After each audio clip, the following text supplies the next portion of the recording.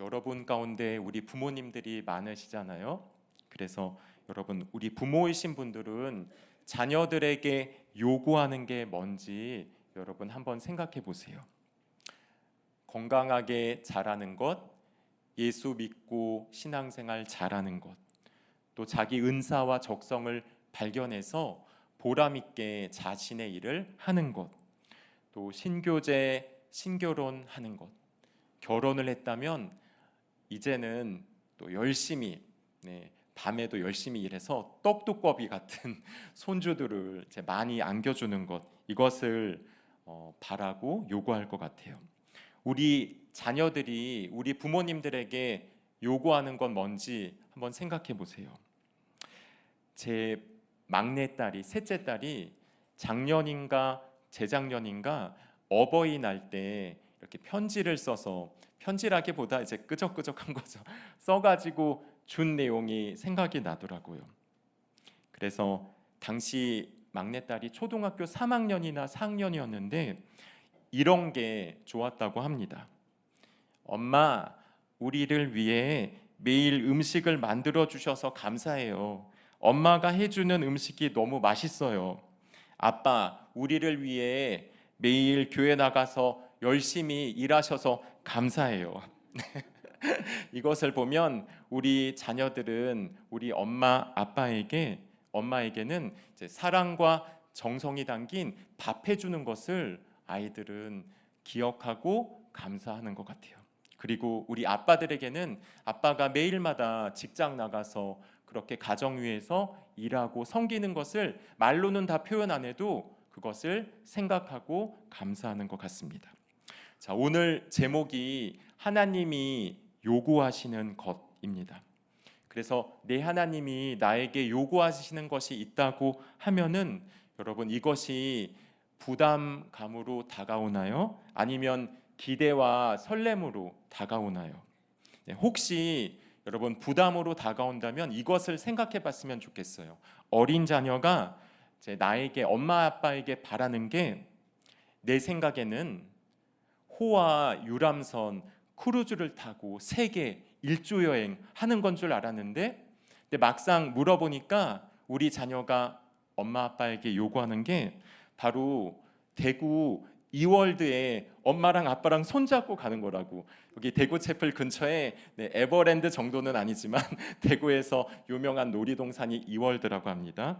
그래서 그러는 거라는 걸 깨달았을 때 여러분, 그 느낌을 떠올리면 하나님이 나에게 요구하시는 게 그렇게 부담감으로 다가오는 게 아니라, 나도 그 요구를, 하나님의 바람을 들어주고 싶다, 이런 마음이 들 수 있습니다.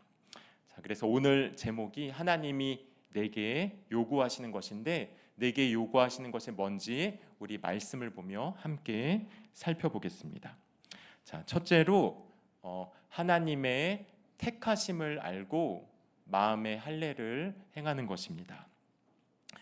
자, 여러분 큐티를 다 하셨겠지만 그래도 제가 오늘 말씀 배경을 설명하자면, 오늘 본문은 신명기 9장 1절부터 10장 11절까지의 내용을 근거로 해서 나온 적용 부분이라고 할 수 있습니다.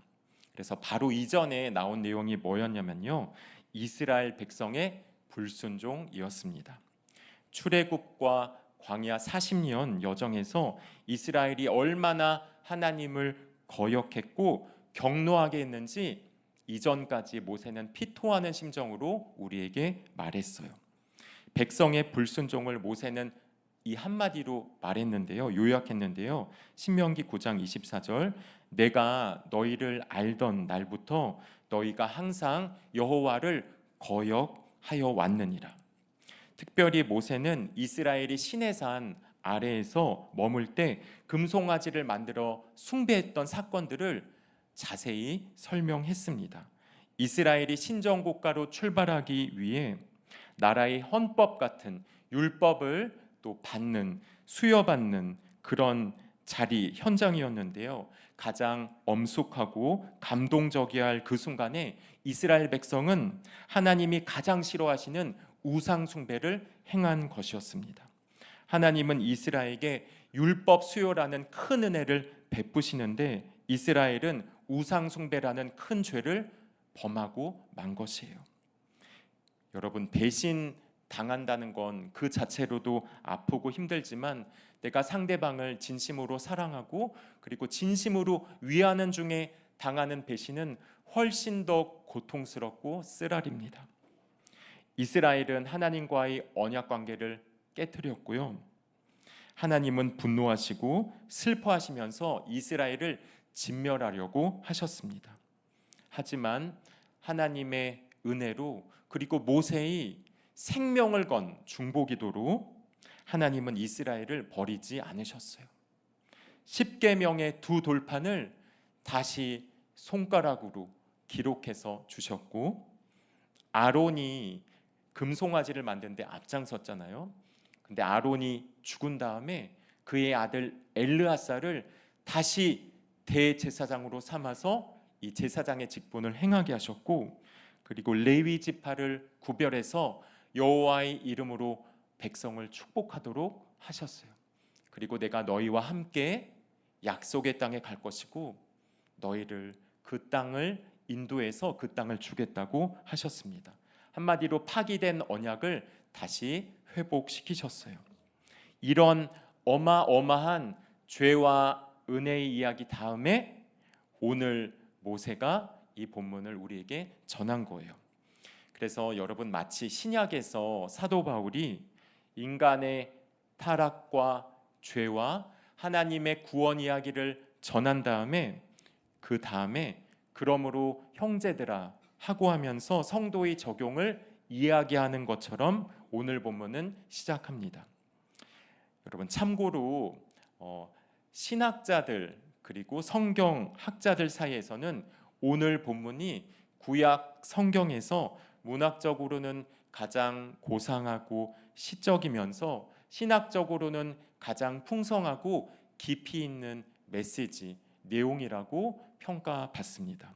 그래서 저도 말씀 준비하면서 하나님이 주일 예배로 오늘 우리가 여기 모였는데 우리를 그렇게 수준 높게 보시고 그리고 우리를 그런 높은 수준으로 양육해 가시고 이끌어 가시겠구나 생각이 됐어요. 자, 그럼 오늘 본문 우리 한번 읽어 같이 보겠습니다. 12절에서 13절 우리 같이 읽도록 하겠습니다. 시작. 이스라엘아, 내 하나님 여호와께서 내게 요구하시는 것이 무엇이냐? 곧 내 하나님 여호와를 경외하여 그의 모든 도를 행하고 그를 사랑하며 마음을 다하고 뜻을 다하여 내 하나님 여호와를 섬기고 내가 오늘 내 행복을 위하여 내게 명하는 여호와의 명령과 규례를 지킬 것이 아니냐. 자, 12절 13절 우리 읽어봤는데 길죠? 근데 거기서는 하나님이 요구하시는 게 5가지 동사로 나와 있습니다. 경외하라, 행하라, 사랑하라, 섬기라, 지키라. 자, 먼저 네 하나님 여호와를 경외하라고 하십니다. 경외라고 하면 단어 자체가 왠지 낯설고 무겁게 느껴질 수 있는데요. 영어 성경에서는 이 경외라는 말을 뭐라고 번역했냐면 fear, 두려워하다라고 번역했습니다. 하나님을 경건한 마음을 가지고 두려워하는 게 바로 경외하는 것입니다. 전에는 내가 잘난 줄 알고 내 멋대로 내 마음대로 살았는데 우리 인생을 살다 보니까 바로처럼 무서운 사람을 만나 압제와 학대를 경험하고 그리고 내 힘으로는 하루도 살 수 없는 광야에 들어가서 살다 보니까 하나님이 나를 먹이시고 살리시고 입히시는구나, 이것을 경험하게 되는 거예요. 그러면서 내 주제를 깨닫고 하나님을 경외하게 되는 것입니다. 두려워하게 되는 거예요.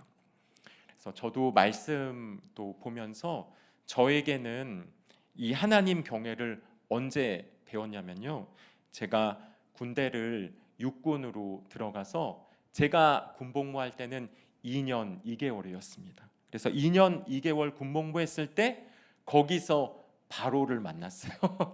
제 바로 직속. 보통 군대는 이렇게 갑자기 생각이 안 나는데 아무튼 그 순서가 되게 중요한데 그 악질 고참이 제가 이등병 갔을 때 상병이나 병장이면은 몇 개월 뒤에 떠나보내거든요. 근데 하나님은 제가 너무 교만하고 잘난 척 해가지고 가장 무서운 악질 고참을요, 제가 이등병인데 같은 이등병이고 2달 먼저 온 이등병 고참을 해가지고 거의 내내 이제 갈굼을 당하면서 발핌을 당하게 하셨습니다. 네.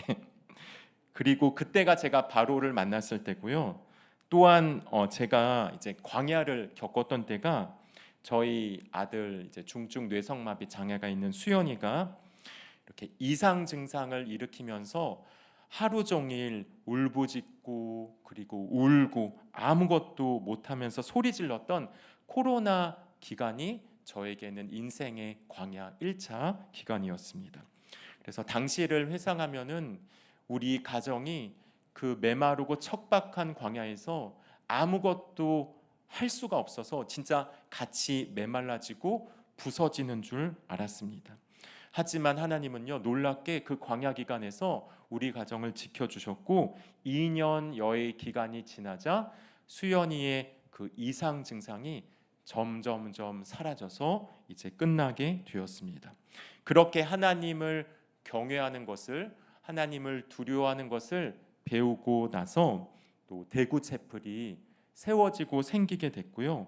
그러면서 대구로 오면서 2차 광야가 시작되었습니다.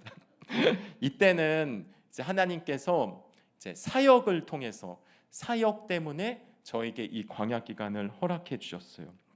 제가 이제 왕자병이 심해서 저는 이렇게 제가 무엇을 하면 사역을 해도 너무 잘한다고 누구보다도 잘할 수 있다고 이런 자신감이 프라이드 오브가 충만했는데 근데 제가 이 대구에 오면서 또 사역을 하면서 하나님이 저에게 이런 큰 열매를 주신 것이 아니라 먼저 하신 것이 저를 낮추시고 낮추셔서 사람이 떡으로만 사는 것이 아니요 여호와의 입에서 나오는 모든 말씀으로 산다는 것을 알게 하려 하심이라. 우리 이번 주에 큐티 말씀 있었는데 이것을 가르쳐 주려고 대구 광야 사역을 하신 것 같아요.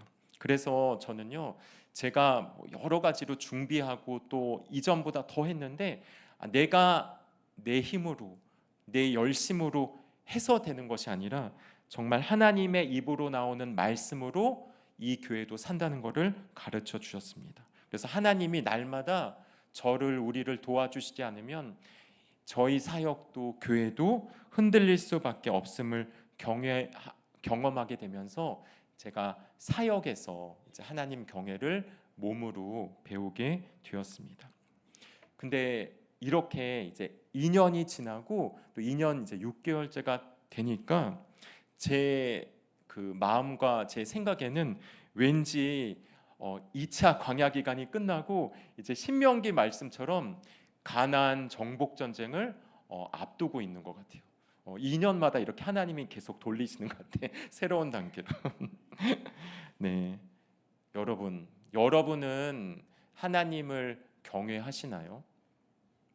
많은 성도님들이 신앙생활을 열심히 하지만 하나님을 두려워하지 않는 것을 또 보게 되는 것 같아요.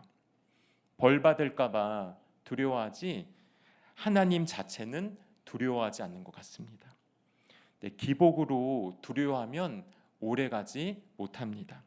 하나님 자체가 우리 인생의 상급이 되어야 하는 것처럼 우리는 하나님 자체를 두려워해야 돼요. 왜냐하면 하나님은 참으로 거룩하시기 때문입니다. 자, 둘째로 우리 그의 모든 도를 행하라고 하세요. 그래서 원문으로 히브리어 성경으로 보면 이것을 어떻게 표현했냐면 하나님의 모든 길로 걸어가라. 이것이 바로 모든 도를 행하는 것입니다.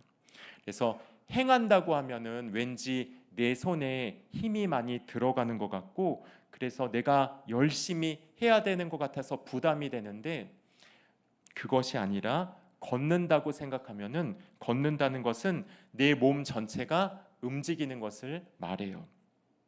내 인생의 방향을 주님께로 향하고 그리고 내 삶 전체를 그냥 주님께 드리는 것입니다. 주님께 맡기는 거예요. 인생의 목적을 거룩에 두고 예수의 길을 걷는 것이 모든 도를 행하는 것입니다. 자, 셋째로 하나님을 사랑하라고 했는데요. 구약에서 하나님의 사랑을 특별히 헤세드, 즉 인애라고도 많이 표현합니다. 이 헤세드는 언약적 사랑을 말하는데요. 하나님이 나에게 베푸신 그 큰 은혜를 깨닫고 감사함으로 하나님의 언약을 따라 충성하고 순종하는 게 하나님을 사랑하는 거예요. 그래서 우리 말로만, 감정으로만, 노래로만 하나님을 사랑하는 것은 사실 하나님 사랑하는 것이 아니고요. 하나님 말씀을 듣고 말씀대로 적용하는 것이 하나님을 사랑하는 것입니다. 자, 넷째로 마음을 다하고 뜻을 다하여 네 하나님 여호와를 섬기라 했는데, 이것은 하나님을 사랑하라는 것과 거의 동일해요. 하지만 강조점이 좀 다른데, 강조점이 뭐냐면 하나님의 소유가 된 백성으로서 드리는 섬김에 있습니다. 하나님이 나를 바로의 종, 애굽의 노예, 사탄의 종에서 건져내신 것을 기억하면서 마땅히 하나님을 섬기는 것이 마음과 힘을 다해 주님을 섬기는 거예요. 자, 다섯째로 여호와의 명령과 규례를 지키라 했는데, 이 지키는 것은 로봇처럼 기계적으로 아무 생각 없이 맹목적으로 지키는 게 아니라 하나님이 나에게 맺어주신 언약 관계를 깨달아서 늘 깨어서 주의 깊게 지속적으로 주님의 말씀을 따르는 것을 말합니다. 그래서 이 5가지 동사를 아까 설명한 대로 약간 더 쉽게 정확하게 변형해서 말하자면요, 두려워하라, 걸어라, 사랑하라, 섬기라, 지키라, 이것을 하나님이 요구하시면서 이것이 너의 행복을 위하는 거야 말씀하시는 거예요. 그래서 여러분 참 역설적이죠. 우리가 하나님의 말씀, 특별히 율법, 신명기 같은 계명들을 지키고 행하고 그러면 삶이 너무 답답하고 팍팍하고 재미가 없을 것 같지만, 하나님이 말씀하시는 게 내가 요구하는 대로 살면은 너는 참으로 행복할 것이다, 이렇게 말씀하시는 거예요. 그래서 여러분, 이것을 쉽게 알 수 있는 방법을 제가 또 묵상해서 발견했는데, 그게 뭐냐면요, 여러분의 과거 사진과 여러분의 현재 사진을 비교해 보는 거예요. 주님 없이 살던 과거, 세상에서 잘 나가고 돈도 많이 벌고 인기도 많았던 시절, 하지만 말씀이 없고 공동체가 없어서 내 마음과 내 뜻과 내 열심대로 살았던 그때의 사진과 현재 지금 하나님의 말씀을 들으면서 이렇게 구속사의 공동체와 함께 걸어가는 여러분 현재 사진을 비교해 보는 거예요. 비록 이제 많은 세월이 흘러서 여러분 저처럼 머리도 많이 빠지고 아니면 주름살 기미도 생기고 머리도 희끗희끗해질 수도 있지만, 이전과 달리 평안하고 부드럽고 따뜻하고 온유한 모습이 있어야만 하는 거예요. 만일 여러분 과거 사진 5년 10년 전이랑 지금 사진이랑 비교했는데 지금 사진이 성격 인상이 더 무섭고 더 더럽다, 그러면은 여러분 심각한 거예요. 그러면은 여러분의 구원을 진짜 심각하게 생각해 봐야 돼. 내가 진짜 예수님을 영접하고 거듭난다, 내가 예수님을 만나서 새롭게 태어나고 예수 안에 성령으로 살면요, 세월이 많이 흘러갈수록 내 모습도 그렇게 바뀌게 돼요. 왜냐하면요, 주님의 길을 걸어가면 주님이 오늘 말씀하신 것처럼 너는 참으로 행복할 것이다 말하기 때문이에요. 그래서 여러분, 제가 사역자가 되기 전에 저는 우리나라의 대표적인 회사이고, 그리고 지금은 세계적인 초인류 기업이 된 그곳에서 직장 생활을 했었어요. 근데 그때 제 그 회사 또 사원증이 있잖아요. 그 사원증 사진을 보면은 머리는 지금보다 훨씬 더 풍성했습니다. 근데 이제 눈매가 엄청 매서웠어요. 그리고 그때는 살도 되게 많이 빠졌는데 살도 막 많이 빠져서 턱선이 엄청 날카로운 V라인이었어요. 이렇게 생각해 보면, 근데 우리 애들이, 딸들이 그 사진을 보고 아빠가 이렇게 머리털이 많았던 적이 있었어? 그러면서 놀라는 거예요. 근데 그러면서 야, 그때가 훨씬 멋있다 그래야 되는데 그러지 않고 아빠 근데 지금이 아빠가 훨씬 더 멋있어 이러는 겁니다. 여러분, 아내도 저에게 하는 말이 과거보다 지금이 훨씬 더 낫고 멋있다고 하는 거예요. 그러면서 또 한마디를 추가하는데 이게 다 아내를 잘 만나서 그런 거라고. 그러면서 저에게 수시로 가스라이팅을 하는데, 근데 저도 그 말에 100%온 마음과 온 힘을 다해 동의합니다. 네, 진짜로 네. 네, 자 14절 우리 한번 읽어볼게요. 시작. 하늘과 모든 하늘의 하늘과 땅과 그 위의 만물은 본래 내 하나님 여호와께 속한 것이로되. 자, 모세는 이렇게 이야기하면서 이제 하나님을 바라보면서 하나님을 높여요. 뭐라고 하면은 우리 하나님이 하늘과 땅을 창조하시고 그 위에 있는 만물들이 다 우리 하나님 것이라고 하십니다. 모든 게 내 하나님께 속했다고 말하는 거예요. 그래서 지난 주일 설교 때는 하나님이 바로 우리 최고 사령관, 군 통수권자라는 것을 말씀드렸다면, 오늘 하나님은요 전 우주의 오너라고 하시는 겁니다. 자 15절 우리 읽어볼게요. 시작. 여호와께서 오직 네 조상들을 기뻐하시고 그들을 사랑하사 그들의 후손인 너희를 만민 중에서 택하셨음이 오늘과 같으니라. 우주 만물을 소유하신 하나님이 여러분 무엇이 부족하겠습니까? 무엇이 아쉬워서 경배를 해줘라, 나를 사랑해줘라 그러겠습니까? 하나님은요 어떤 것도 부족하지 않으시고 누구의 관심도 사실 필요가 없으세요. 그 자체로 완전하시고 완전하신 하나님이시기 때문이에요. 근데 놀라운 일이요, 그렇게 완전하시고 전 우주를 소유한 오너 되신 하나님께서 오직 이스라엘의 조상들을 기뻐하시고 그들을 사랑해서 너희들을 택했다고 하십니다. 그래서 여러분, 나를 예수 믿게 해준 부모님 아니면 선배들 아니면은 담임 목사님을 하나님이 사랑하셔서 그 사랑이 흐르고 흘러 나에게까지 넘쳤다고 하시는 겁니다. 오늘 말씀이 아니라 신명기 7장에는 너의 믿음의 조상들만 아니라 나는 너희를 사랑하고 너희를 기뻐해서 너희를 택한 거야 이렇게 말씀하십니다. 자 16절 한번 읽어볼게요. 시작. 그러므로 너희는 마음에 할례를 행하고 다시는 목을 곧게 하지 말라. 자, 하나님이 우리 믿음의 조상들을 사랑하시고 그리고 우리를 사랑하셔서 우리를 하나님의 성민, 거룩한 백성으로 택하셨는데, 근데 그 결론이 그래서 너희는 아름다운 땅을 차지할 거야, 너희의 요구대로 내가 다 들어줄게 이렇게 말한 것이 아니라 그 결론이 뭐냐면요, 그러므로 너희는 마음에 할례를 행하라 인 것입니다. 여러분, 할례가 무엇입니까? 하나님의 언약 백성임을 나타내기 위해서 남자 성기 표피 끝을 잘라내는 것이에요. 얼마나 아프겠습니까? 당시에는 마취 제도 없어서 이렇게 남자가 할례를 받으면요 수일 동안, 일주일 동안 꼼짝없이 들어 누워야 했습니다.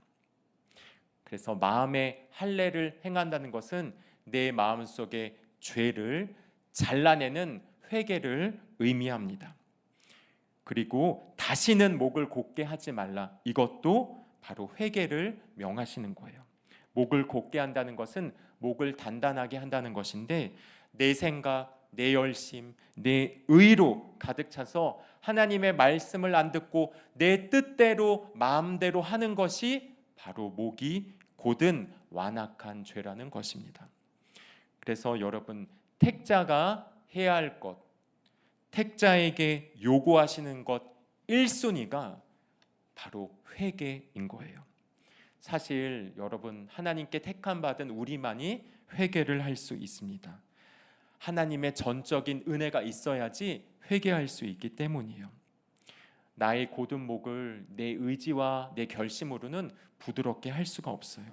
절대 상대방에게 미안해요, 죄송해요, 제 탓이에요, 제가 부족합니다, 당신이 옳습니다, 이렇게 할 수가 없어요.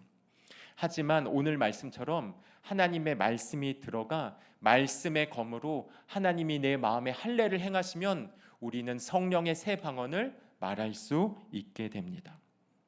여보, 미안해. 내가 잘못했어. 나 때문에 당신이 수고한 거야. 당신은 내게 가장 소중한 사람이야. 우리 함께 이제 사명을 향해 나아가자. 우리의 남은 인생을 이제는 우리 주님을 위해 바치자.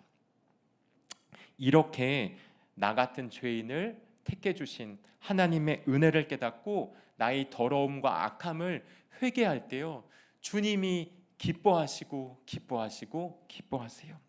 그래서 여러분, 이때가 신명기인데 1000년 또 훗날 수백 년이 지나서 하나님의 아들 독생자 예수님이 육신을 입고 우리에게 오셔서 드디어 30살 때 공생애를 시작하셨는데, 예수님이 공생애를 시작하셨을 때 처음으로 외치고 선포한 말씀이 뭐냐면 바로 회개의 선포였습니다. 그래서 주님이 이렇게 말씀하셨는데 우리 같이 읽어볼게요. 시작. 이때부터 예수께서 비로소 전파하여 이르시되 회개하라, 천국이 가까이 왔느니라 하시더라. 아멘. 적용 질문 드릴게요. 자, 인생의 목적을 거룩에 두고 예수의 길을 걸으면 행복이 따라온다는 게 믿어집니까? 하나님이 나를 무슨 이유로 택하셨다고 생각합니까? 내 믿음의 조상들은 누구입니까? 하나님의 택하심을 깨닫고 잘라내야 할 내 마음속 죄는 무엇입니까?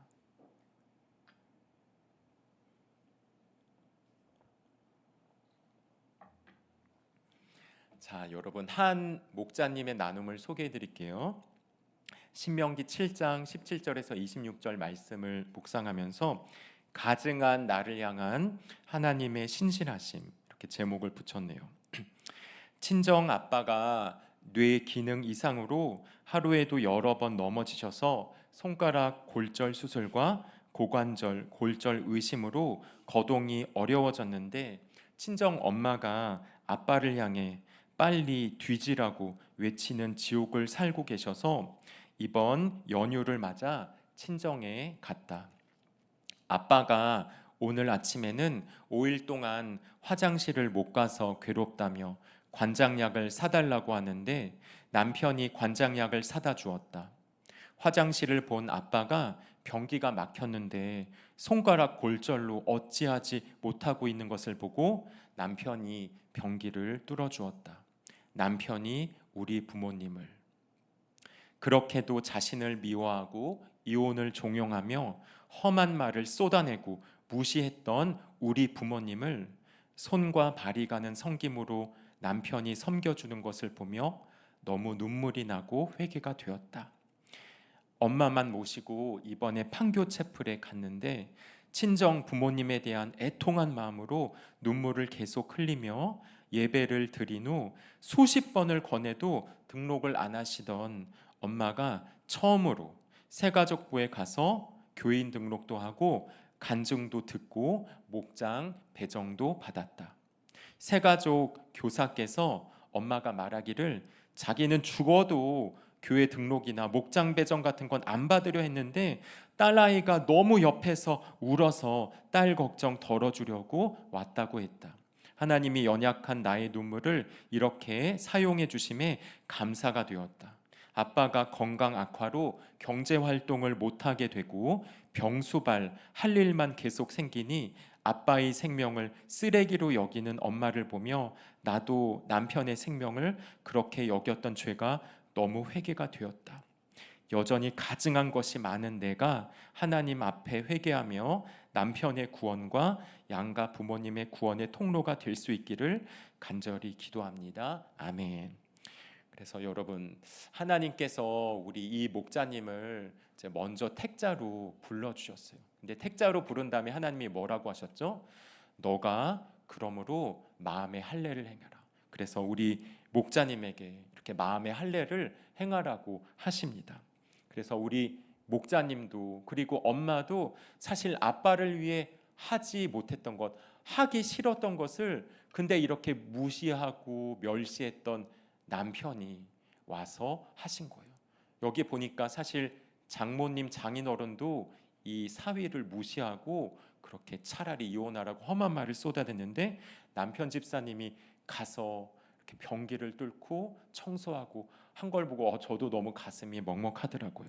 그래서 저는 이 남편 집사님도 하나님께서 택하신 택자임을 믿습니다. 그래서 그동안 우리 목자님이 부모님이랑 남편 위해서 진짜 많은 눈물을 흘리셨는데, 그래서 그 응답으로 어머니께서 판교체플 가셔서 새가족부 또 등록하셨다고, 그래서 우리 어머님이 판교체플의 믿음의 뿌리가 잘 내리기를 기도하고요.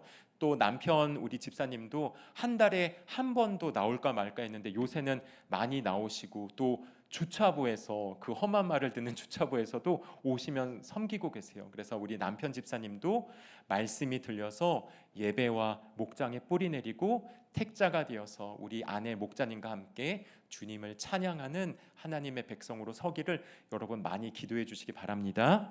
자, 두 번째, 우리 하나님이 요구하시는 것은 바로 하나님의 속성을 알고 나그네를 사랑하는 것입니다. 자, 17절 우리 같이 읽을게요. 시작. 너희의 하나님 여호와는 신 가운데 신이시며 주 가운데 주시요 크고 능하시며 두려우신 하나님이시라. 사람을 외모로 보지 아니하시며 뇌물을 받지 아니하시고. 자, 여러분이 남편 아내를 처음 만났을 때, 그래서 처음으로 남편 아내와 데이트했을 때 한번 생각해 보세요. 그때 여러분 어떤 옷을 상대가 입고 왔는지, 그리고 어디서 처음으로 만나서 데이트했는지 여러분 기억나시나요? 네, 아주 용감하게. 네, 저는 아내를요 우리들 교회 청년부 여름 수련회에서 처음 만났습니다. 그래서 하나님의 참 기가 막힌 세팅으로 청년들이 그때도 지금은 훨씬 더 많은데 아무튼 그때도 거의 막 수백 명 됐었는데 수십 개의 조가 있는데 하나님의 참 놀라운 세팅으로 같은 조에 배정이 된 거예요. 제가 조장, 아내는 조원으로. 네. 그래서 2박 3일간 모든 일정을 함께 했습니다. 네, 그래서 함께 말씀 듣고 먹고 게임하고 교제하고 그랬고요. 이제 2박 3일이 끝났는데 네, 뭔가 아쉽더라고요. 그래서 뒤풀이 모임을 해봐야겠다. 우리 뒤풀이 모임을 했는데 막 어떤 사람은 뭐 이 날짜가 됐고 안 됐고, 그래서 몇 번 변경 끝에 드디어 뒤풀이 모임을 잡았어요. 왜냐면 아내가 와야 되는데 아내가 계속 안 된다 그래가지고 제가 계속 몰래 바꿨거든요, 연경하고. 우리 조원들은 아나 몰라. 어쨌든 그래서 뒤풀이 모임도 끝나니까 네, 이 핑계 저 핑계로 계속 이제 연락을 했죠. 믿음을 챙겨주고 또 신앙의 또 양육을 위한다는. 그렇게 연락하다가 이제 드디어 정식으로 데이트를 하게 되었습니다. 첫 데이트는 저는 서울 명동에서 했어요. 그리고 명동역 앞에서 이제 만났는데 그때 아내가 입고 왔던 옷이 아직도 선명하게 기억납니다. 검정색 상의 하의 딱 달라붙는 걸로. 네. 네. 근데 저는 신대원 다니면서 또 사역까지 하는 교육 전도사였고 아내는 또 직장에서 일하는 직장인이었기 때문에 만날 시간이 이렇게 많지가 않았어요. 그래서 일주일에 하루 만나거나 아니면은 2번 만나거나. 그래서 그 만날 때는 정말 처음부터 끝까지 아무튼 집중해가지고 상대의 얘기를 듣고 대화하고 같이 먹으면서도 듣고 엄청나게 얘기를 듣고 하면서 상대에 대해서 알아갔고, 그래서 마지막 이제 명동 밖에서 제가 버스 타고 집에 와야 돼서 버스 막차 시간까지 맞춰서 아내 집 데려다주고 그다음에 막차 버스 타고 왔어요. 이렇게 그래서 대화를 엄청 많이 했고 이야기도 하고 상대방에 대해서 많이 안다고 생각했는데 지금 결혼 17년 차인데요. 17년 차가 돼서야 겨우 알게 되는 게 너무나 많은 거예요. 그러니까 제가 그렇게 끝까지 버스 막차까지 듣고 말하고 했지만은 근데 막상 살아보니까 제 생각이 너무나 많고 제 고정관념과 제 의가 너무나 많아서 들어도 그것을 10%도 안 되고 5%밖에 소화가 안 돼가지고요. 결혼해서 엄청나게 또 싸우고 다투고 그러면서 깨달아지는 것이 너무나 많은 걸 알게 됩니다. 그래서 제가 왜 이야기를 하자면요, 상대를 알기 위해서는 엄청난 시간과 노력이 필요하다는 것을 제가 또 깨닫게 됩니다. 하나님에 대해서도 마찬가지. 우리가 여러분 어린 아이 주일학교서부터 사실 우리가 하나님에 대해서 알고 또 모태 신앙도 있겠지만은 여러분 우리들 교회 오고 또 구속사 말씀 들으면서 이제야 깨닫게 된 거 여러분 너무 많으시죠? 저도 마찬가지입니다. 그래서 여러분 근데 하나님을 이제 알아야 되는데 하나님을 알기 위해서는 하나님을 사랑해야 돼요. 내 사랑하는 주님이 무엇을 좋아하시고 무엇을 싫어하시고 무엇을 기뻐하시고 무엇에 대해서는 진노하시는지 그것을 알아야 되는 것입니다. 17절을 보니까 하나님은 신 가운데 신, 주 가운데 주라고 합니다. 우리 하나님은 유일하신 하나님, 참 하나님이고 세상의 모든 신들은 우상들은 가짜, 거짓, 그리고 사탄과 귀신들의 짝퉁인 것을 알려줘요. 그러면서 하나님은 크고 두렵고 능하신 하나님이신데 쉽게 말해서 하나님은 전 우주의 통치자라는 것입니다. 새번역 성경은 후반부를 이렇게 번역했는데요. 우리 하나님은 사람을 차별하여 판단하시거나 뇌물을 받는 분이 아니시며, 그래서 우리는 얼마나 사람을 외모로 차별하는지 모릅니다. 문자 그대로 얼굴로 아니면은 직업, 학벌, 재산, 직분, 스펙, 집으로 차별합니다. 근데 하나님은요 그렇지 않으시다고 해요. 하나님은 차별하지 않으시고 공평하고 공의롭고 정의로운 분이라고 하십니다. 그래서 여러분 하나님은요 언제나 100% 옳으신 분이세요. 근데 우리는 그렇지 않기 때문에 사람들에게 상처를 많이 받아요. 그리고 교회에서도 상처를 받습니다. 그러면 여러분 어떻게 해야 되냐면요, 주님께 다가가시고 주님께 안기셔야 돼요. 그러면서 주님은 외모를 보지 않고 내 중심을 보시는 하나님이심을 알고 주님 품에 안겨서 말씀을 듣고 양육을 받게 되면 주님이 뭐라고 알려주시냐면요, 내가 너를 사랑한다. 너가 차별받았다고 상처받았지, 그러나 너도 사람을 외모로 차별했단다. 뇌물을 주는 상대방을 미워했지, 그러나 너도 세상의 뇌물을 좋아하고 탐했던 죄인이란다. 이것을 알려주시는 것입니다. 그래서 여러분 사람에게 완벽한 공의와 공평을 기대하지 마시고요, 대신 우리 하나님을 더 가까이 하고 더 말씀을 듣고 더 알아가시기 바랍니다. 그러다 보면요 점점 우리 하나님을 닮아가게 돼요. 자 18절 우리 읽어볼게요. 시작. 고아와 과부를 위하여 정의를 행하시며 나그네를 사랑하여 그에게 떡과 옷을 주시나니. 크고 두려우신 하나님, 공평하고 공의로운 하나님이 무엇을 한다고 하면요, 바로 고아와 과부를 위해 정의를 행한다고 하십니다. 이것은 구약의 고대 근동 문화에 있어서는 너무나 낯설고 이질적인 거였어요. 왜냐하면은 그들의 신들 우상들은요 이 땅에서 왕, 귀족 같은 높은 분, 존귀한 분들에게 은혜를 베푸시는 신이라고 했기 때문입니다. 근데 우리 하나님은 세상의 신, 세상의 우상과는 달리 사회에서 가장 아프고 가장 연약하고 착취당하는 분들을 보호하고 섬기기 위해 일하신다는 거예요. 그래서 하나님은 자신을 왕의 아버지, 귀족의 재판장이라고 소개하지 않으시고 이렇게 소개합니다. 자, 우리 시편 말씀 읽어볼게요. 시작. 그의 거룩한 처소에 계신 하나님은 고아의 아버지시며 과부의 재판장이시라. 또한 하나님은 나그네를 사랑해서 그에게 떡과 옷을 주시는 하나님이라고 하십니다. 여기서 나그네란 히브리어로 게르라는 표현인데요. 자기 고향과 친족을 떠나 이스라엘로 이주 와서 이스라엘 공동체의 보호 아래 사는 자들을 말합니다.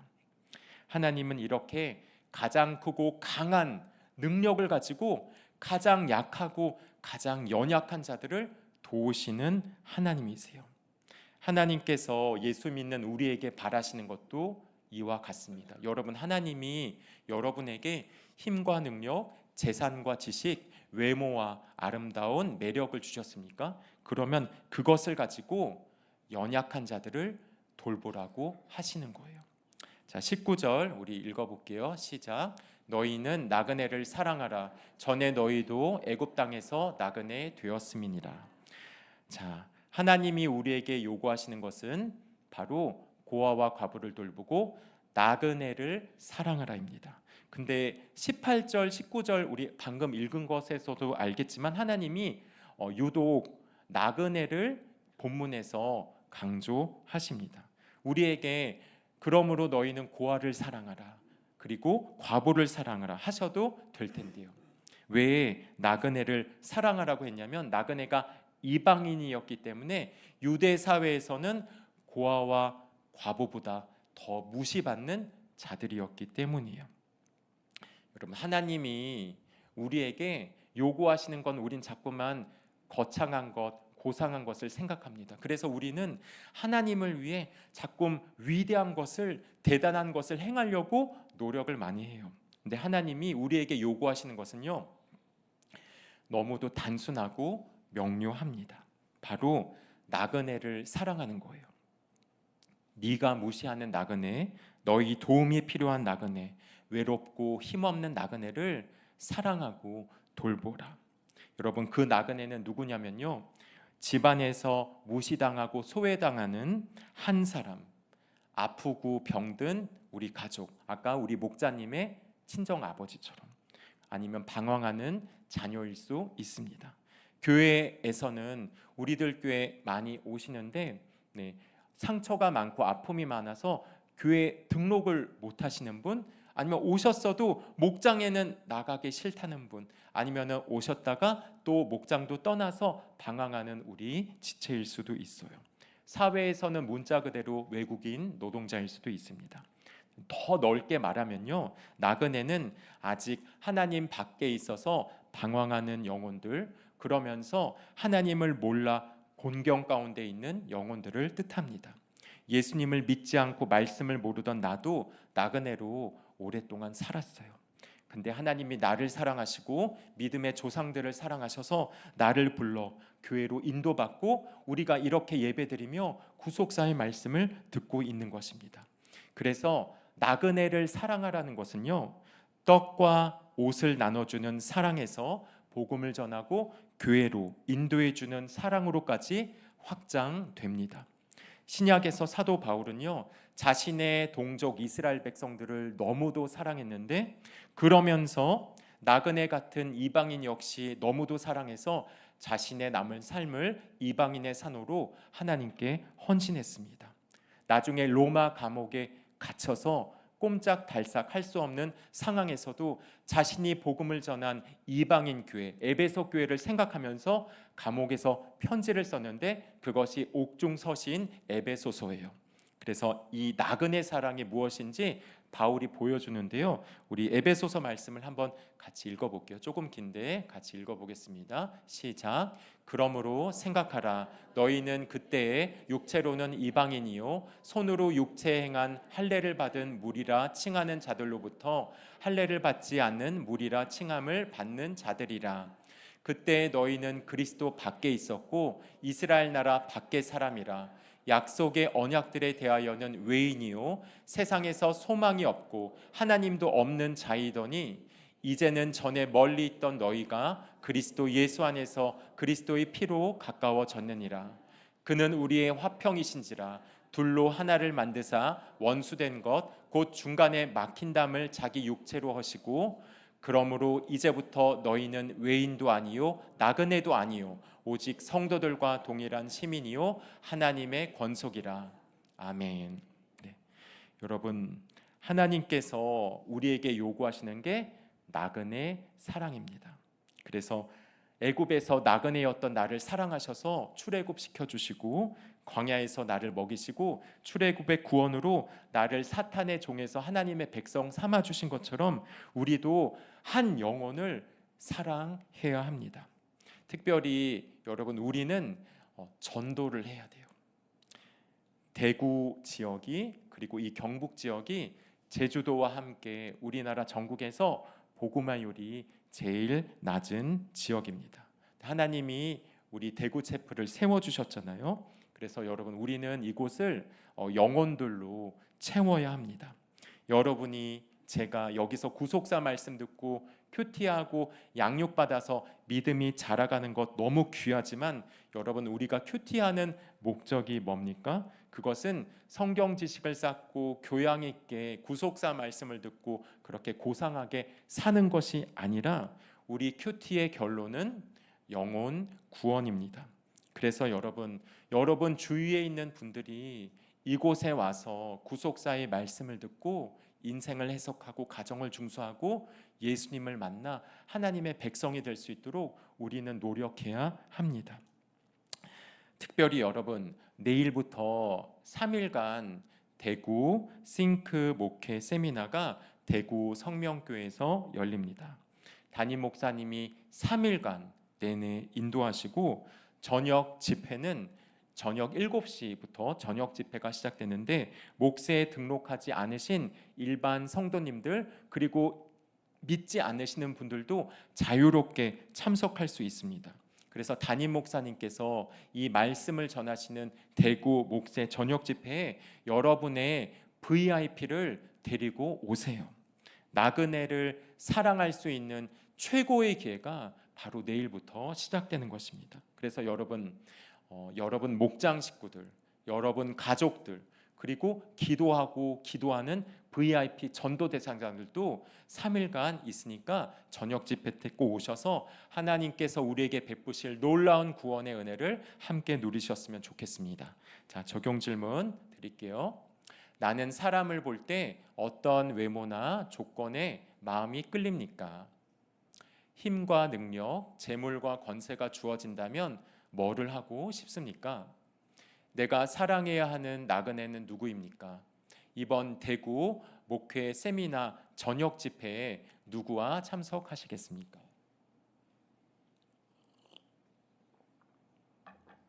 자, 하나님이 우리에게 나그네를 사랑하라고 하는데 이 나그네가 무시당하기 쉬운 존재잖아요. 그 나그네 중에는 우리 아이들이 있습니다. 연약하고 어린 우리 아이들이 있는데 우리 나그네 키즈들이 지금 우리 4층에서 열심히 예배드리고 있어요. 그래서 주일학교에서 선생님들이 지금 섬기며 예배하고 있는데 미취학부 우리 아이랑 우리 쌤의 짧은 나눔을 제가 소개해 드릴게요. 네, 10계명 말씀, 신명기 말씀 듣고 이제 적용 질문 하면서 그에 대한 이제 나눔입니다. 나는 지난 6일 동안 무슨 일을 가장 열심히 했나요? 그래서 안식일 계명하면서 이거 나온 것 같아요. 아이 1 엄마 심부름하고 빨래 개는데 도와드리고요. 그러고 큐티까지 했어요. 네, 쌤 2 아이들 재워놓고 밤마다 열심히 쿠팡 검색을 했습니다. 그래서 제가 처음에 봤을 때 우리 쌤과 아이 적용 바뀐 게 아닐까 생각했는데 이게 맞다고 그러고요. 여러분 근데 놀라운 게 이 아이 1의 나이를 알면 여러분 놀랄 거예요. 이 아이 1 엄마 빨래 개는 거 도와주고 하면서 큐티까지 했다는 아이 나이가 3살이에요. 3살. 우리 쌤 2께서도 이제 아이들 많이 낳으시고 데려오시고 미취학부 섬기느라고 너무 수고가 많으신데 그래서 쿠팡에서 깜짝 쿠폰, 축하 쿠폰 많이 받으시고요. 네, 아주 특별 할인 알뜰하게 쇼핑 잘하시기를 또 기도합니다. 네, 자, 세 번째 하나님의 행하심을 알고 하나님을 찬송하는 것입니다. 자, 20절, 21절 우리 같이 읽어보겠습니다. 시작. 네 하나님 여호와를 경외하여 그를 섬기며 그에게 의지하고 그의 이름으로 맹세하라. 그는 내 찬송이시오 내 하나님이시라. 네 눈으로 본 이같이 크고 두려운 일을 너를 위하여 행하셨느니라. 자, 모세는 일대제에서 하나님을요 전 우주의 오너, 그리고 이대제에서는 전 우주의 통치자 이렇게 했는데 3대제에서는 분위기가 바뀌어서 뭐라고 하냐면 막 되게 거창한 게 아니라 그 하나님은 너의 하나님, 너의 찬송이신 하나님이다 말씀합니다. 그러면서 하나님이 왜 찬송이냐면 나를 위해 크고 놀라운 두려운 일을 행하셨기 때문이라 그래요. 그래서 크고 두려운 일이 무엇입니까? 지난주 설교에서 들었던 것처럼 나를 위해 애굽과 광야에서 행하신 일, 애굽을 치셔서 사탄의 종에서 하나님의 자녀 삼아 주신 일, 그리고 광야 40년 동안 나를 먹이시고 입히시고 보호해 주신 일입니다. 한마디로 구원의 일, 거룩의 일이에요. 근데 이 구원의 일, 거룩의 일을 성경은 오늘 말씀 보니까 크고 두려운 일이라고 표현합니다. 왜냐하면 그것이 크고 두려운 하나님의 권능으로 이루어진 일이고 우리가 처음에 그 일을 접하고 그 일을 만났을 때는 크고 두려운 일로 다가오고 느끼기 때문이에요.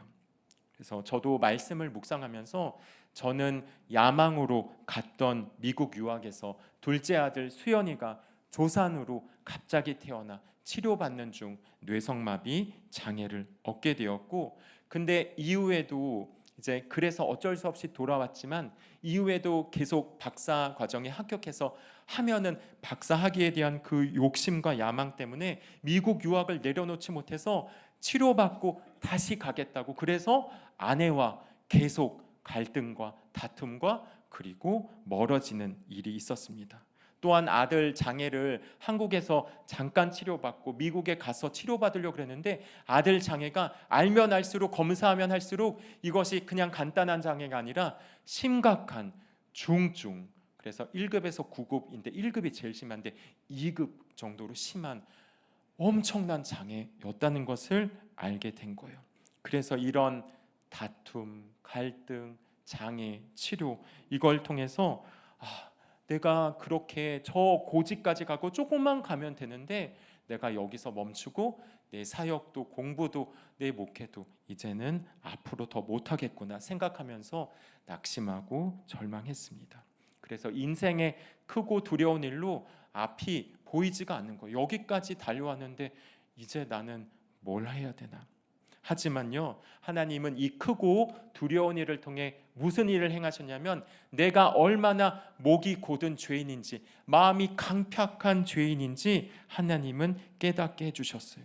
겉은 경건의 모양으로 아름답고 교양 있게 포장했지만 속에는 욕심과 야망이 가득가득한 죄인이라는 것을 보여주셨고, 하나님을 위해 사역한다고 했지만 하나님이 너는 나를 위해 사역하는 것이 아니야, 너는 자기를 위해 사역하고 공부한 것이야, 이것을 보여줬습니다. 그래서 제가 사실 여러분 재수생 큐티 모임 그 담임 목사님의 유명한 큐티 모임 출신이에요. 아무튼 어렸을 때부터 엘리트 큐티 신동이었는데 그래서 좋은 신대원에 가고 좋은 교회에서 사역하고 미국 유학을 갔어도 근데 제 죄를 진짜 깊고 악한 죄를 깨닫지 못하고 머리로만 알고 있다가 크고 두려운 일을 통해 고난의 광야를 통해 제 죄가 진짜로 보이기 시작한 것입니다. 그래서 여러분 크고 두려운 고난을 통해 내 속의 죄를 깨닫게 해주신 것이 바로 주님께서 나를 위해 우리를 위해 행하시는 크고 두려운 일인 것입니다. 근데 이것은 오직 택자에게만 베풀어 주시는 하나님의 지극한 사랑이에요. 자, 22절 우리 같이 읽겠습니다. 시작. 애굽에 내려간 네 조상들이 겨우 70인이었으나 이제는 네 하나님 여호와께서 너를 하늘의 별같이 많게 하셨느니라. 모세는 하나님이 우리를 위해 크고 두려운 행하신 일을 마지막으로 하나 더 추가하는데 그 일이 뭐냐면요, 바로 생육하고 번성하는 일입니다.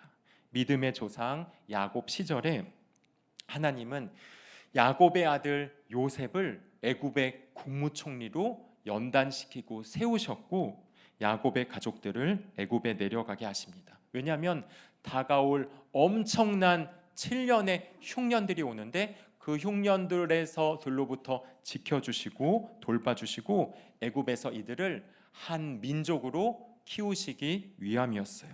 이때 내려간 야곱의 모든 식구는 겨우 70명 밖에 안 됐습니다.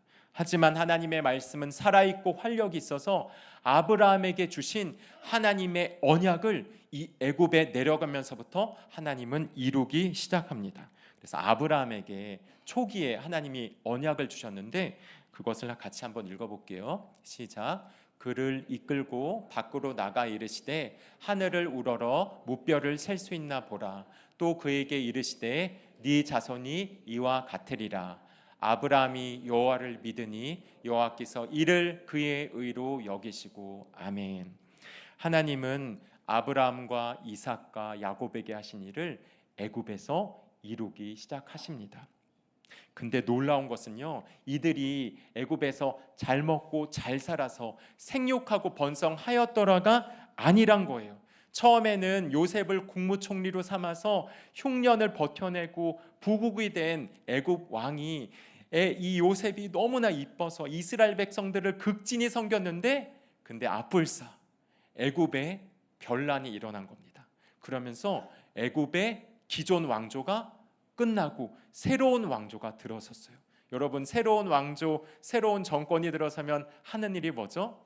지난 모든 왕조, 지난 모든 정권의 일들을 부인하고 재판하고 심판하면서 완전히 반대로 가는 거예요. 그러면서부터 이때 이스라엘 백성을 노예로 삼아 학대하고 착취하고 이들의 노동력을 착취해서 피라미드와 국고성을 쌓는 애굽 왕조의 새로운 국가 아젠다가 실행되기 시작한 것입니다. 이렇게 탄압을 받으면서 이스라엘 백성은 갈수록 약해지고 병들고 쪼그라들어서 사라졌다가 마땅한데 신기하게도 이렇게 학대가 될수록 이들은 날로 번성하고 생육하게 된 것이에요. 그래서 나중에는 200만 명의 민족이 되었습니다. 모든 악조건을 뚫고 살리고 살아내는 생명의 역사가 400년간 진행된 것이에요. 저는 이 역사가 5,000년 넘게 암흑과 미신과 그리고 우상 숭배 가득한 이 땅에 이제 시작됐음을 믿습니다. 구한말 선교사님들이 오셔서 뿌린 복음의 씨앗이 싹이 트고 잎사귀가 자라고 줄기가 나고 열매가 맺히고 꽃이 펴서 오늘 우리가 여기 이 대구에 모여서 여러분들이 이렇게 예배드리고 있는 것이 바로 그 약속의 증거입니다. 여러분, 2년 전에 우리 대구 채플이 세워졌잖아요. 담임 목사님과 우리들 교회 오랜 기도 끝에. 그리고 올 2026년 올 여름 경상도에 TT 싱크 트립이 되었습니다. 그래서 사실 교회적으로는 이 경상도 지역이 다른 어떤 지역보다 힘들어가지고 또 고민도 하고 기도도 많이 했는데 이 싱크 트립에 올해 작년에는 3,500명 싱크 트립 했는데 올해는 5,000명이 넘는 우리 교인들이 이 경상도 지역에 하나님의 복음의 씨앗을 뿜고 또 성령의 물을 주면서 섬겼어요. 그리고 내일부터 대구 싱크 목회 세미나가 시작됩니다. 이 모든 것을 통해 하나님께서 메마르고 척박한 이 대구와 경북, 이 영남 지역에 하나님의 구속사의 강이 흐를 것을 믿습니다. 그래서 여러분 또 생각해 보니까 대구 채플이 12월 말에 이제 세워졌는데 한 여름 7월인가 8월부터 우리 대구 센터에서 미리 모여가지고 우리가 영상으로 주일 예배를 듣고 12월 말에 이제 우리 대구 채플이 딱 열면서 시작했는데 근데 그때 대구 센터에서 주일날 우리 모여서 우리 영상 예배 드렸던 그때도 통계가 있는데 출석했는데 그 평균 출석 인원이 보니까 70명이었어요. 근데 오늘 여러분, 오늘 말씀 그대로 야곱의 식구가 겨우 70명이라 하는데 진짜 문자로 해도 맞는 거예요. 그래서 저는 또 요새 이제 또 근래 보니까 우리가 이렇게 모여서 청자년과 아이들이 함께 모여서 예배드리는데 350명 넘게 이제 2년이 지나서 모였더라고요. 그래서 앞으로도 여러분 우리가 400명, 500명, 1000명 이상 이렇게 모이면서 이곳에서 하나님의 사명을 감당할 걸 믿습니다. 네, 여러분 교회만 아니라 여러분의 개인의 삶과 가정에서도 이 역사가 일어날 것이에요. 그래서 애국과 탄핵과 박해 중에도 그 이스라엘의 야곱 식구들이 번성하고 많아진 것처럼 여러분의 개인의 삶과 가정도 생육하고 번성하기를 축복합니다. 네, 우리가 해야 할 것은요, 이 일을 믿음으로 바라보고 하나님께 오늘 말씀처럼 찬송하는 거예요. 그래서 그 하나님을 내 하나님으로 고백하는 것입니다. 그래서 히브리서 우리 성경 기자가 이렇게 말하는데 우리 같이 한번 읽어보겠습니다. 시작. 믿음은 바라는 것들의 실상이요 보이지 않는 것들의 증거이니 선진들이 이로써 증거를 얻었느니라. 아멘. 바라는 것들을 실상으로 놓고 보이지 않는 것들을 증거하면서 갈 때 내 하나님 여호와께서 우리를 하늘의 별같이 많게 하실 것입니다. 여러분의 자녀, 여러분의 배우자, 부모, 형제, 그리고 친구와 이웃이 비록 멀리 떨어져 있어도 이것을 믿음으로 바라보면서 함께 주님께 돌아와서 주님을 찬양할 것을 믿음으로 바라보면서 이제는 구원의 사랑으로 그리고 구원의 인내로 구원의 지혜로 적용해 나가시기를 바랍니다. 내 하나님이 요구하시는 것을 듣고 오늘 말씀처럼 내 마음에 할례를 행하고 그리고 나그네를 사랑하고 그리고 하나님을 찬송하는 여러분의 삶이 평생이 되시기를 예수님의 이름으로 축원합니다. 자, 적용 질문이에요. 전에는 보지 못했는데 이제 보게 해주신 내 죄는 무엇입니까? 하나님께서 우리 가정과 교회를 어떻게 부흥케 하실 것 같습니까? 내가 가장 좋아하는 찬송가든 복음성가든 그것은 무엇입니까?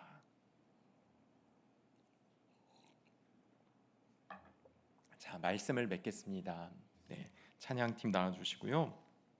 하나님이 나에게 요구하시는 것은 하나님의 택하심을 알고 내 마음의 할례를 행하는 거예요. 회개하는 것입니다. 그리고 하나님의 속성을 알고 나그네를 사랑하는 것입니다. 하나님의 행하심을 깨닫고 하나님을 찬송하는 거래요. 그래서 야곱의 식구 70명이 그 흉년을 피해 내려가고 나그네 생활을 했는데 탄압과 박해 중에도 이들이 번성하는 걸 생각하고 우리도 예수의 길을 끝까지 걸어가면서 하늘의 별같이 많아지기를 바라는 마음으로 우리 같이 찬양하겠습니다. 사랑하는 하나님 아버지, 전적인 은혜로 이렇게 벌레 같은 나를 택해 주셔서 하나님의 백성으로 사랑받는 자녀로 구원해 주시니 감사합니다. 하나님, 그런데 이렇게 하나님의 은혜로 택함 받은 저에게 그리고 우리에게 주님 자랑하지 말고 마음의 할례를 행하라고 합니다. 왜냐하면 마음에 너무나 많은 죄와 악이 그리고 교만과 음란이 욕심이 가득하기 때문입니다. 하나님 용서해 주시옵소서. 마음에 가득한 아버지의 죄를 성령의 검으로 말씀의 검으로 잘라내는 회개가 저에게로부터 우리에게로부터 일어날 수 있도록 역사해 주시옵소서. 하나님, 저는 목이 고든 죄인입니다. 하나님, 제 주제를 모르고 잘난 체하면서 살았습니다. 그러나 말씀 앞에 회개하오니 우리의 회개를 받아주시고 하나님께서 나그네를 사랑하는 것처럼 우리도 내 옆에 있는 나그네를 사랑하며 그들에게 복음을 전할 수 있도록 도와주시옵소서. 크고 능하신 주님께서 우리를 사랑하신 것처럼 나그네를 교회로 초대하고 대구 목회자 세미나에 초대해서 하나님, 주님이 우리 담임 목사님을 전해주시는 이 구속사의 말씀을 듣고 예수님을 만나고 구원을 받게 도와주시고 인생을 해석하게 도와주시고 우리 가정을 중수하게 도와주시고 새로운 인생을 살 수 있도록 도와주시옵소서. 우린 너무 연약하지만 야곱의 식구 70명이 그 혹독한 애굽의 환경에서 하나님 생육하고 번성해서 200만 요단이 된 것처럼 우리의 가정이 번성하고 우리 교회가 부흥하고 하나님이 대구와 경상도 지역이 살아날 걸 믿습니다. 하나님 그렇게 역사하여 주시옵소서. 하나님 특별히 내일부터 대구 목회가 시작하는데 우리 목사님의 건강을 지켜주시옵소서. 성대를 지켜주시옵소서. 척추와 허리를 지켜주시옵소서. 성령으로 강건케 도와주셔서 이 메마르고 적판간 땅에 성령의 생명수가 우리 목사님을 통해 흘러넘치게 도와주시옵소서. 그래서 대구와 경상도 지역에 우리 목사님들이 사모님들이 평신도 지도자들이 살아나게 도와주시고 큐티인을 쓰게 도와주시고 구속사의 사역을 하게 도와주시고 이 적박한 땅이 생명수 강이 흐르는 아름다운 땅이 되게 도와주시옵소서. 하나님 우리나라를 위해서도 기도합니다. 우리나라의 죄를 용서해 주시옵소서. 주님 많은 축복을 받았지만 배은망덕하고 교만한 이 나라의 죄가 저희 죄 우리의 죄입니다. 우리의 교만을 회개하오니 마음이 할례를 받은 겸손한 나라가 되어서 우리에게 복음을 전해주신 선교사님들 하나님의 큰 은혜를 깨닫고 우리도 이웃나라에 열방에 하나님의 복음을 전하는 아름다운 제사장 나라로 우리나라가 새롭게 되게 도와주시옵소서. 하나님 이렇게 하나님이 요구하시는 것을 알고 특별히 벌레 같은 우리 연약한 우리를 하늘의 별같이 많아지게 하신다는 하나님의 말씀에 감사해서 우리가 이렇게 신앙 고백을 담아 헌금을 드립니다. 주님이 이 헌금을 흠양해 주시고 하나님께 드리고 남들에게 나눠주는 아름다운 인생이 될 수 있도록 주님 우리의 믿음과 건강, 우리의 가정과 목장, 예배와 학업, 생업과 프로젝트, 아이디어, 사업 위에 특별히 몸이 아프고 마음이 아픈 우리 연약한 우리 육신 성도들 위해 성령의 기름을 철철 부어 주시옵소서. 예수님 이름으로 기도하옵나이다. 아멘.